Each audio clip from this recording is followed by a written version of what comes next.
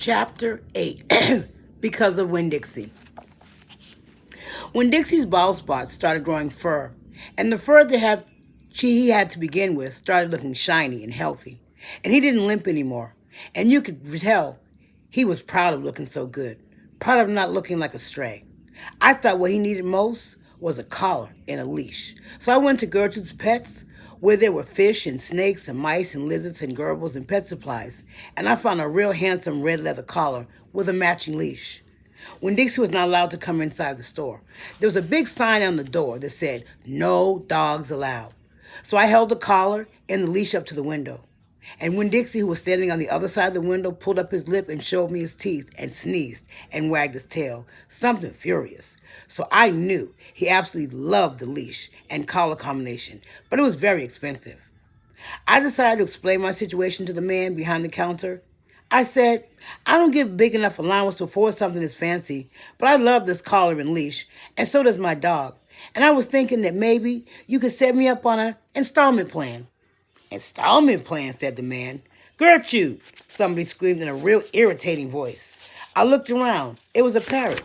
She was sitting on top of the fish tanks, looking right at me. "An installment plan," I said. "An installment plan," I said, ignoring the parrot. "You know, where I promise to give you my allowance every week and you give me a leash and a collar now." "I don't think I can do that," said the man. He shook his head. "No, the owner, she wouldn't like that." He looked down at the counter. He wouldn't look at me. He had thick black hair, and it was slicked back like Elvis Presley's. He had on a name that said Otis.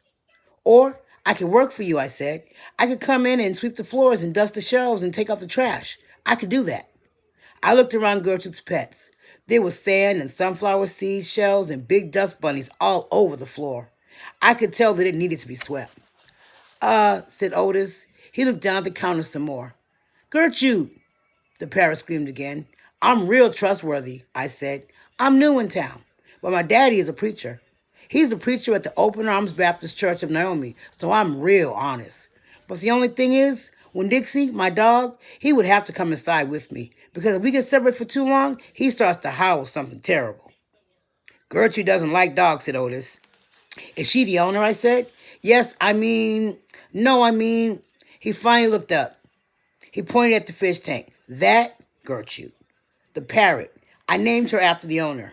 "Gertrude's a pretty bird," screamed Gertrude. "She might like Winn Dixie," I told Otis. "Almost everybody does.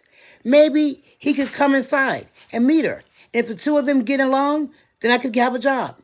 "Maybe," Otis mumbled. He looked down at the counter again. So I went in and opened the door, and Winn Dixie came trotting on inside the store. "Dog!" screamed Gertrude. "I know it," Otis told her. And then Gertrude got real quiet. She sat on the top of the fish tank and cocked her head from one side to the other, looking at Winn Dixie. He didn't hardly move. He didn't wag his tail. He didn't smile. He didn't sneeze. He just stared at Gertrude, and she stared at him. And then she spread her wings out real far and flew and landed on top of Winn Dixie's head. "Dog!" she croaked. Winn Dixie wagged his tail just a little tiny bit, and Otis said, "You can start on Monday." "Thank you," I told him. "You won't be sorry." On the way out, Gertrude's Pets, I said to Winn Dixie, "You are better at making friends than anybody I have ever known.